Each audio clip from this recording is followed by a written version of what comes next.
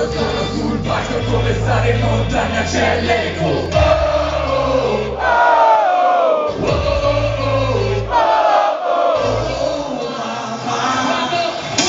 Quando ero bambino stavo in piedi sul letto, facevo finta che fosse un fight. Immaginavo di cantare al palazzetto e sentivo le voci come Giovanna d'Arco. Io non sono un falso, sono nato per suonare come un castro. E ho detto come quando al cellulare perché